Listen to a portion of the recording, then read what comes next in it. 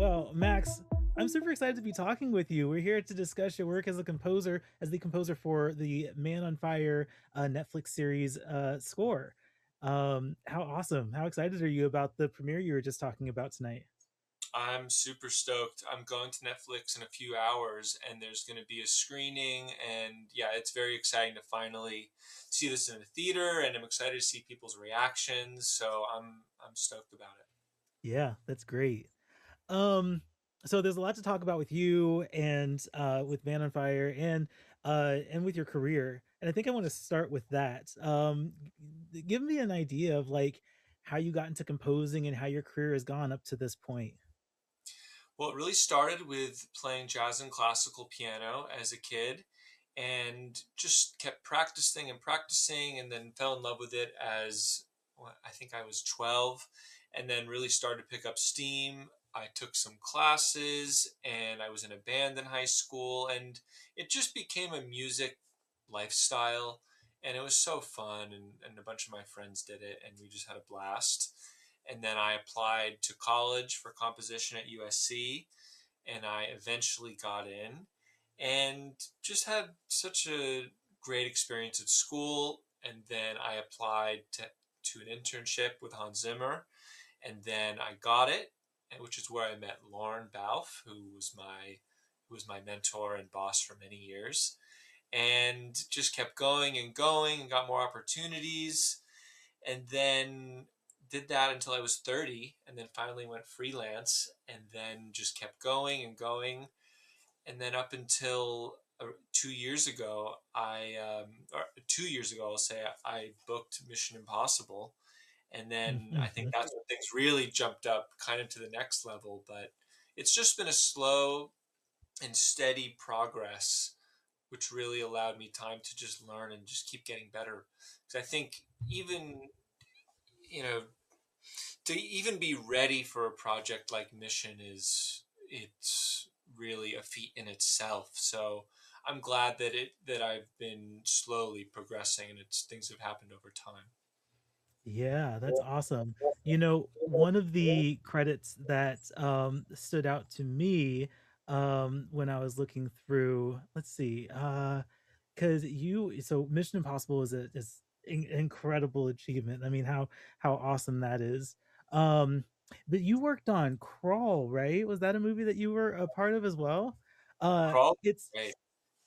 I really enjoyed that movie. There's another movie that came out recently about flooding and like wild rabbit animals attacking that I frequently compare to Crawl because I liked Crawl more. I appreciate it. Yeah, I think it's such a great genre because it taps into a human's natural fear of the elements. The filmmaker has to draw on foundation in terms of showing the audience and scaring them and throttling up the tension. And it's just a great way for a composer to dig in and refine your thriller and horror and creature feature bag of tools. Um, so I was so happy to be involved in that. And when it came out, the big exciting review was that Tarantino really liked it. So Ah, when that nice. dropped, we were just thrilled, the whole team. That's Um, incredible. yeah, that was really fun. What an achievement. Um, okay, I'm probably going to come back to these projects in a little bit, but let's talk a little bit about Man on Fire. So this is a Netflix show that's coming out here in the next couple weeks, and this is based on the same source material as the 2004 Man on Fire movie with Denzel Washington and Dakota Fanning. Um, I so the composer of that score was Harry Gregson Williams, and I am so curious about like inspiration from you. Is it better as a composer for you to be able to draw inspiration from previous iterations, or do you like going in as fresh as possible? It depends. With something like Mission, that has, the most iconic franchise music and tone of all. I mean, it even has the same actor in all the movies. So that is stands on its own, and so the objective there was very clear. With Man on Fire, the objective was to come in with a fresh perspective, come in and really without any rules from the past franchise. The past franchise movie is brilliant and genius, everything about it. So really with this one the goal was to it just needs to be great. I don't need to think about any past themes or past ideas. Um, and when I came on, I was asking those questions, thinking, okay, does it, should it, what if this, what if that? And then they said, we want you to come in with vision. So Netflix said that, and I thought, all right, great, I'm just going to go for it. And I just wrote some suites, some kind of themes and melodies, sent them over to the team, and they were pretty much well received from the start. Of course, I had to do rewrites and many fixes, but Mhm. just coming in with a fresh perspective allowed me to kind of explore. And it depends. They could have said, well, should it be more like this? Should it be more like that? But really, we just kind of were able to put our foot to the pedal and get going. Um, when I was watching the show, which has so many twists and surprises, and like if you're not familiar with the story, like there's things that that keep this really interesting as you watch it. But as I was watching it, I'm thinking about obviously, I know I'm going to talk with you, and so I'm thinking about the action thriller genre from a composition standpoint, and I'm curious what your perspective is as to what the hallmarks of a great and effective action thriller score is. So hopefully there is a catchy and memorable motif, which I Mm, hope that I've done with it's the first track on the album. It's that kind of punchy guitar motif. So I think it should have a catchy element. I mean, if you look at a movie like Speed or any of mm, these classic action movies, you walk out and you just remember that little bit of spice. So I hope I've done that. There is the emotion between Creasy and Poe, so there has to be an emotional element because why else does the main character do what they do? And it's because it's his duty to care for her. So I hope that I've nailed the emotional element, and then there is kind of an action.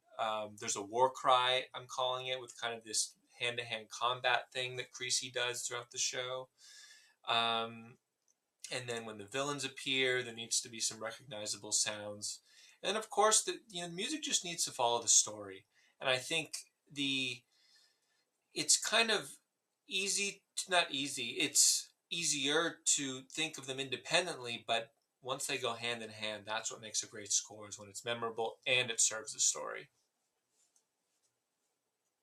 that's really cool to get your perspective on that. And I guess maybe an extension of that question is so you have the hallmarks, you need it catchy, you need it punchy, you need it to go hand in hand with the entertainment. But I'm also curious what you incorporate into if there's anything that you incorporate into your scores that is signature to you. Man, I'm learning that as I go. I really am. Um, on this score, we worked with some incredible musicians. One of them, whose name is Maroka Paris, who's a wonderful vocalist who Netflix found and introduced me to. And he's someone when when you're making a score, you want it to sonically be unique and have these sounds where people go, "Whoa, I haven't heard that before. What's that?" So incorporating those sounds into the themes so that they complement one another, that's super hard to do. And then the team needs to approve it and love it, and it has to work within the show. So in terms of what makes my style unique, I'm still figuring that out. Um, I think I go through different periods of listening to classic music and brilliant music, and then you have to go away and sit by yourself and think, okay, well, what's my take on this? I'm still learning, to be honest.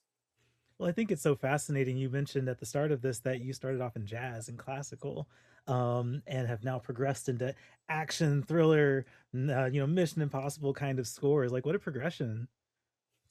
Thank you. Yeah, it's been so I've been so fortunate. Yeah, because with something like a mission, you have to apply your own skills to a pre-existing theme. So Mhm. it's hard. It's super hard. And I was watching the Coachella live stream the other day, and Mhm. Trent Reznor performed. And when you see someone like him, that is a fully developed artist in that he has his sound and he's still developing, and it's him. So I think we're all on our own journey, really. I'm still exploring and learning myself. Well, it's so interesting because a part of your journey has also been video game composition.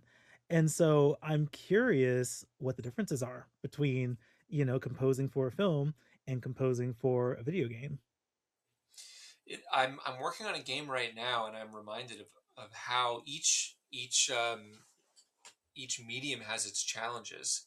So I'm doing a game right now, and the music should not be, at least let's say you step into this VR world, which is what it is, and the character is meant to be engaged with the whole environment and this and the its surroundings.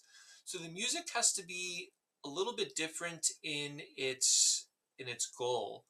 It should be catchy, but it shouldn't be overly engaging and shouldn't shift too much. So the music should be with the listener, which has its own challenges because it shouldn't veer too far away from the original arrangement. So then it has to evolve in another way. And so the melodies have to really flow into one another, and there shouldn't be too much separation between A, B, C, and D. So it's tough, also very tough. Mm-hmm. Um, with Man on Fire, I always find it interesting because I'm watching the show, of course, through my own lens as a viewer, but trying to also watch it through the lens of a composer, trying to get the music and everything figured out. With Man on Fire, was there a particular scene that you had like a lot of fun composing, or anything that really stood out to you as like, I hope that people really pay attention to this because I had a lot of fun here. There's quite a few of those. The show really was such a great canvas for a composer. I think one of them, um, there's a scene, and I won't go too far into it, but there's a scene where Right. Creasy is trying to extract information from another gentleman, and he's quite forceful, and he's utilizing his techniques as a military operative. And the the really special part is that there's a comedy to it, and it's not like a laugh out loud comedy. There's more of this light tension, even though there's something very serious going on. Yaya just gives such a great performance where he's making you smile while he's doing it. So that's a hallmark of a great actor and a great scene in that the audience feels the license to laugh while watching, or laugh Mm. or chuckle and enjoy the process. Yeah, to find amusement in it, which is what you hope for when you're asking people to commit to was almost 8 hours of entertainment. You want them to be able to find the entertaining part of it. And yeah, I know that scene. That was a really really interesting scene to watch and to watch unfold. So Exactly. well done there. Um, when people watch this show, um and it's interesting because music, I've always said music is like one of the most important components of a film. I am always paying attention to music in movies, but for a lot of people, they don't even notice it. It just kind of aids the experience, and because a great score is usually so interwoven into the entertainment, people don't even recognize how they're being impacted by it. So this is your opportunity to call attention to the score. What would you like people as they're watching this to notice or pay attention to, as they're experiencing this movie, in terms of the music that they're experiencing? I think it's a great question. I think it's too. So the part that I really want people to walk away from is hopefully a catchy little investigation motif when Creasy's going around doing all of his different missions, and which we touched on that guitar piece. And then I think the second thing is that what makes Man on Fire so special is that there's this deep emotionality alongside the action. So when Creasy is kind of having these more reflective moments, I wrote a really kind of solemn piece. It's the second to last track on the album, Man on Fire.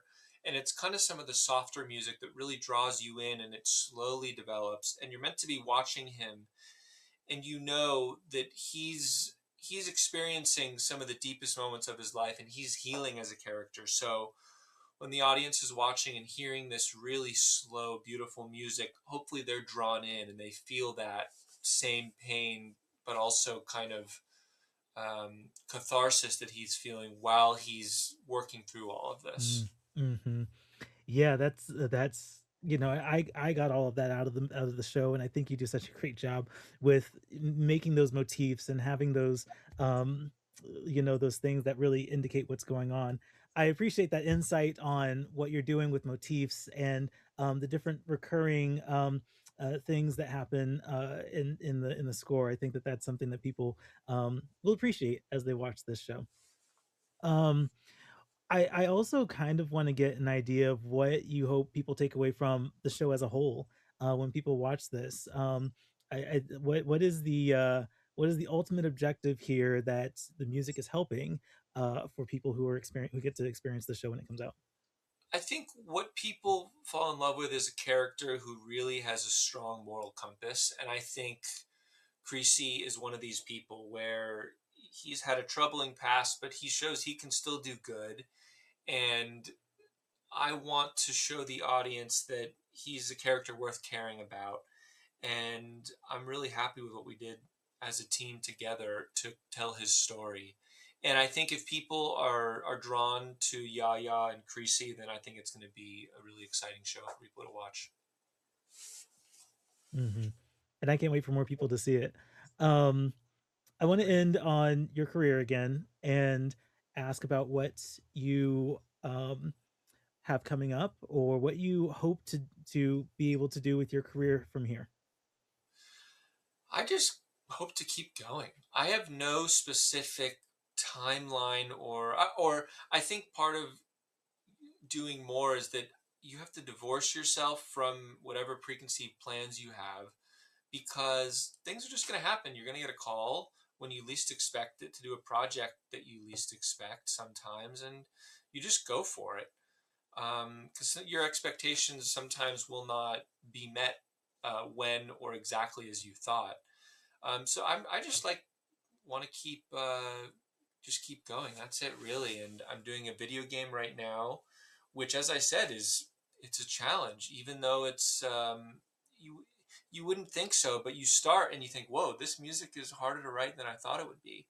And I think to wake up with a challenge and a mission is that's what keeps all of us going, really. And I'm working on a thriller right now that has some gospel singers, so I'm excited about that. And yeah, Ooh, yeah, it's cool. I'm excited. And just keeping going on that, and yeah, that's it really. Just enjoying every day. that's awesome. Well, Max, I'm gonna bring this to a close. Thank you again so much for having this conversation with me, and I can't wait for more people to see Man on Fire. Enjoy the premiere tonight, and I'll be keeping in touch with you. Okay. Thank you. I look forward to it.